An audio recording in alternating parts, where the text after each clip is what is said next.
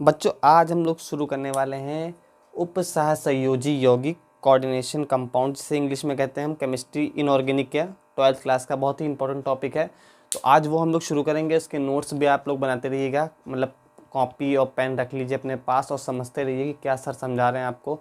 और अच्छे से समझाऊंगा एक एक चीज़ को डिटेल में बिल्कुल, ताकि आपको ये चैप्टर लर्न ज़्यादा ना करना पड़े, आपकी समझ से ही आप लेक्चर लो ये और आपको समझ आ जाए, ठीक है। और अगर ये वीडियो आपको पसंद है तो वीडियो को लाइक करना, सपोर्ट करना बहुत ही ज़रूरी है। आपका सपोर्ट करना मुझे, तभी मैं मोटिवेट होऊंगा वीडियो बनाने के लिए आपके लिए। नोट्स प्रॉपर बनाना है, ठीक है, बहुत इंपॉर्टेंट है। उपसहसंयोजी यौगिक, सबसे पहले चैप्टर का नाम है, जो उसको समझते हैं इसका मतलब क्या होता है। तो उपसहसंयोजी यौगिक या संकर यौगिक या जटिल यौगिक, बात एक ही है, ठीक है। जो ठोस तथा विलयन दोनों अवस्थाओं में अपना अस्तित्व या पहचान बनाए रखते हैं, अस्तित्व या पहचान जो भी कर लो, अस्तित्व या पहचान बनाए रखते हैं, तो वो क्या कहलाते हैं? संकर यौगिक कहलाते हैं। इसका मतलब क्या हुआ? मतलब कि जिन आयन से वो बना है या जिन चीज़ों से वो बना है, ठीक है, वो उस आइडेंटिटी को खो नहीं रहा है, ठीक है। मान लो पोटेशियम कहीं ना कहीं यूज़ हुआ, तो पोटेशियम को वो अपने अस्तित्व में बनाए रखे कि पोटेशियम है उसके पास। अगर मान लो हम उसको तोड़ेंगे या उसको ब्रेक करेंगे तो हमें पोटेशियम मिल जाएगा अलग से, ठीक है। ये नहीं कि हमने अगर वो एक बार बन गया तो वो पोटेशियम गायब हो गया, वो पोटेशियम गायब नहीं होगा, पोटेशियम हमको फिर मिल जाएगा। इसका मतलब कि वो पोटेशियम का अस्तित्व कहीं ना कहीं उस पूरे यौगिक में है। अभी एग्जाम्पल के थ्रू आपको समझ में आएगा अच्छे से। इन यौगिकों के गुण अपने अवयवी घटकों से भिन्न होते हैं। हाँ, अवयवी घटकों से भिन्न होते हैं। अवयवी घटक क्या होते हैं? जैसे कि जिनसे वो मिलके बना है, वो उसका क्या हो गया? अवयवी घटक हो गया, ठीक है। जैसे कि ये मार्कर है, इसमें क्या है? इंक है, प्लास्टिक लगी है, ठीक है, और ये प्लास्टिक हो गई, इंक हो गई, तो ये इसके क्या है? घटक हैं, जिनसे ये मिलके क्या हुआ? बना है, ठीक है। तो ये जो घटक हैं, इन घटक के जो गुण थे, ठीक है, मान लो पोटेशियम से मिलके बना है, प्लेटिनम से मिलके बना, साइनाइड है, तो इन सब के जो गुण है, साइनाइड का एक पर्टिकुलर गुण, और वो जिस साइनाइड जो है, साइनाइड एक अवयव के रूप में हम देखते हैं, और साइनाइड से बना कोई कोऑर्डिनेशन कंपाउंड, मतलब कि उपसहसंयोजी यौगिक के गुण ज़रूरी नहीं है कि सेम हो, डिफरेंट होंगे।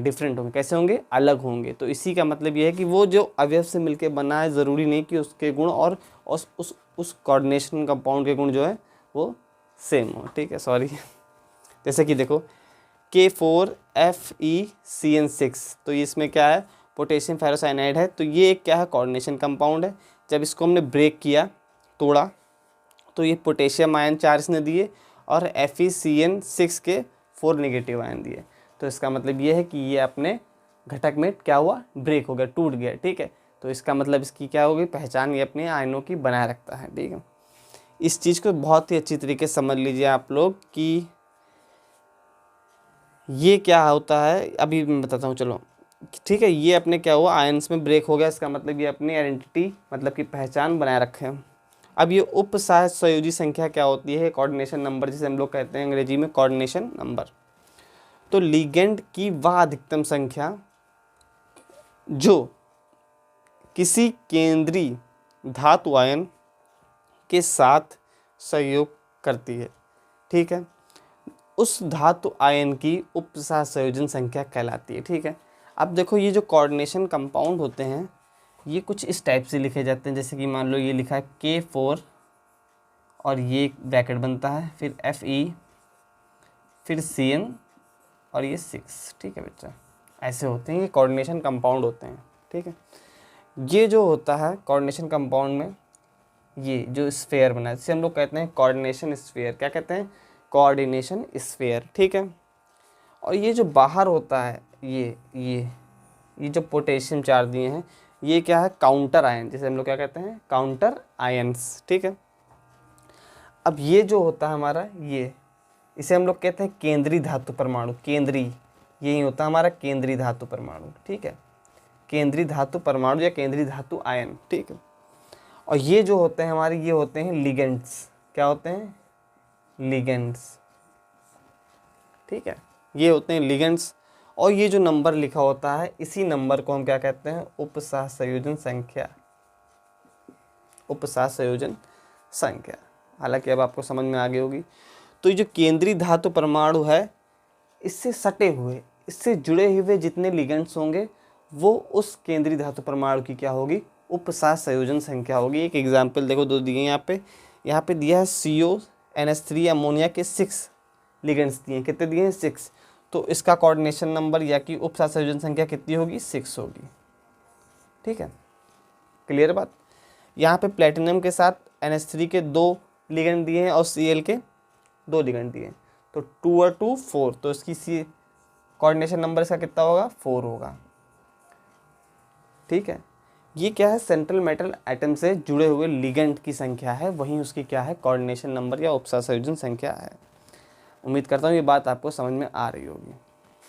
तो बच्चों अभी हम लोग देखा कि कोऑर्डिनेशन कंपाउंड या उपसहसंयोजी यौगिक क्या होते हैं और वो उनमें क्या क्या होता है। जैसे कि हमने बताया कि कोऑर्डिनेशन स्फीयर होता है, एक कोऑर्डिनेशन स्फीयर होगा जो इस प्रकार से होता है, अंदर कोई ना कोई एक सेंट्रल मेटल या केंद्रीय धातु परमाणु होगा, और क्या होगा, ये लिगेंड से अटैच होंगे, और एक क्या होगा, काउंटर आयन होगा। ठीक है, ऐसे हमने बताया। ये चीज़ें आपको ध्यान रखनी है, कोऑर्डिनेशन केमिस्ट्री में सबसे इंपॉर्टेंट है। कोऑर्डिनेशन स्फीयर, केंद्रीय धातु परमाणु, लिगेंड या काउंटर आयन, ये भी काउंटर आयन। ठीक है, इन्हीं से अब हम आगे बात करेंगे। हमने सेंट्रल मेटल एटम या केंद्रीय धातु परमाणु जान लिया क्या होता है। केंद्रीय धातु परमाणु से जुड़े हुए लिगेंड जो होते हैं उनकी संख्या को ही हम लोग क्या कहते हैं, उसकी उपसहसंयोजन संख्या कहते हैं। ठीक है, या कोऑर्डिनेशन नंबर कहते हैं।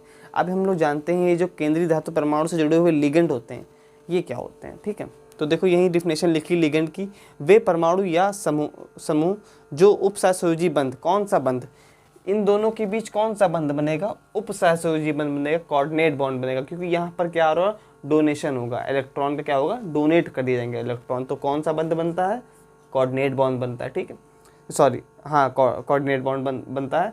और अगर मान लो शेयरिंग ऑफ इलेक्ट्रॉन हो रहा है तो कौन सा बनेगा, कोवैलेंट बनेगा, सहसंयोजी बंध बनेगा। ठीक है, तो उपसहसंयोजी बंध द्वारा केंद्रीय धातु से जुड़े होते हैं लिगेंड कहलाते हैं। ठीक है, जो केंद्रीय धातु से डायरेक्ट जुड़े होते हैं वो क्या कहलाते हैं, लिगेंड कहलाते हैं। किसके द्वारा जुड़े होते हैं, उपसहसंयोजी बंध के द्वारा, ध्यान रखना, उपसहसंयोजी बंध के द्वारा जुड़े होते हैं। ठीक है, अब इनका वर्गीकरण जो है, इन्हें 2 प्रकार से वर्गीकृत किया गया है। 2 प्रकार से किया गया है। पहला प्रकार पहले देखेंगे, फिर दूसरा प्रकार देखेंगे।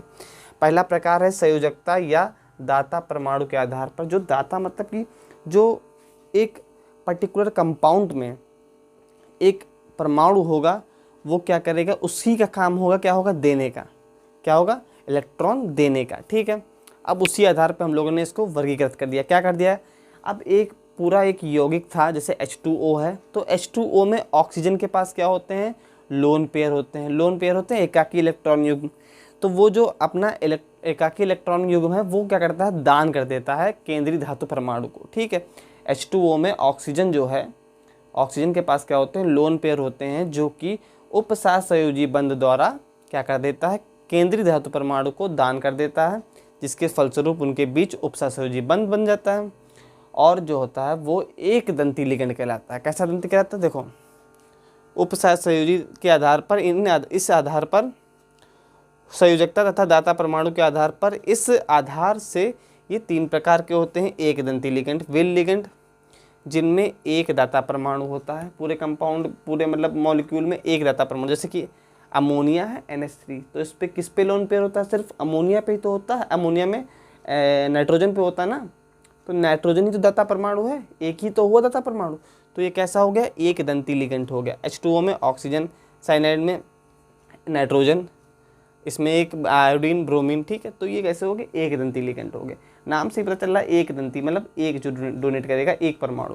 द्विदंती में क्या होगा, 2 परमाणु होंगे जो क्या करेंगे, इलेक्ट्रॉन को डोनेट करेंगे। जैसे कि मान लो इसमें देखो एन ये वाला एक लोन पेयर हो गया NH2 का, एक ये वाला हो गया, तो ये द्विदंती लिगेंड हो गया। क्या नाम है इसका, एथाइलिन डाई एमीन। ठीक है, अब देखो ऑक्सिलेट आयन में भी 2 होते हैं, 2 हैं, तो ये क्या, ये भी क्या करेंगे, 2 जगह से अगर डोनेट करें तो कैसे होगी, द्विदंती लिगेंड हो गए। अब 3 में क्या होगा, जब बहुदंती लिगेंड कहलाते हैं। क्या कहलाते हैं, बहुदंती लिगेंड क्या कहलाएंगे, जब 3 या 3 से अधिक होंगे तो क्या होगा, बहुदंती लिगेंड हो गए। ठीक है, लिगेंड का मतलब समझ में आया होगा क्या होता है। सिंपल सा लिगेंड का मतलब है कि कोऑर्डिनेशन कंपाउंड जो होता है उसके अंदर जो हमारा कोऑर्डिनेशन स्पेयर के अंदर 2 चीज़ें होती हैं, एक जिसकी संख्या कम होगी वो सबसे सबसे कम संख्या वाले केंद्रीय धातु परमाणु होते हैं, ये एक भी हो सकते हैं, दो भी हो सकते हैं, एक नहीं, एक भी हो सकते हैं, दो भी हो सकते हैं, ठीक है। और जो सबसे अधिक होंगे वो क्या होंगे, लिगेंड होंगे। और लिगेंड की संख्या ही कोऑर्डिनेशन नंबर कहलाता है या उपसंयोजन संख्या कहलाता है, ध्यान रखिएगा ये चीज, ठीक है। अब आगे बढ़ते हैं हम लोग। तो दूसरा इसमें है कि आवेश के आधार पर लिगेंड का वर्गीकरण। पहला हमने देख लिया संयोजकता के आधार पर या दाता परमाणु के आधार पर। अब इसमें आवेश के आधार पर, आवेश आप लोगों को पता ही होगा दो टाइप का होता है, पॉजिटिव और निगेटिव, मतलब कि ऋणात्मक धनात्मक, और एक होता है उदासीन जिसपे ना ऋणात्मक होगा ना धनात्मक होगा, ठीक है। ये सब बेसिक चीज़ें हैं, सब तो बच्चे पता है। धनात्मक लिगेंड कौन सा होगा, धनात्मक लिगेंड क्या होगा, धन आवेश युक्त लिगेंड धनात्मक लिगेंड कहलाते हैं। ये आवेश के आधार पर ये तीन प्रकार के होते हैं, ठीक है। आवेश के आधार पर कितने प्रकार के, तीन प्रकार के, धनात्मक, ऋणात्मक, उदासीन। धनात्मक में क्या होगा, धन आवेश युक्त लिगेंड धनात्मक लिगेंड कहलाते हैं। ये संकुल में बहुत कम होते हैं, मतलब बहुत कम, रेयर केस में बहुत पाए जाएंगे। जैसे कि ये NO पर पॉजिटिव, NH2 NH3 पर पॉजिटिव, ये क्या हो गए, बहुत रेयर केस में पाए जाते हैं, ये हो गए धनात्मक लिगेंड। दूसरे होते हैं ऋणात्मक लिगेंड जिसपे क्या होगा, ऋणावेश पाया जाएगा।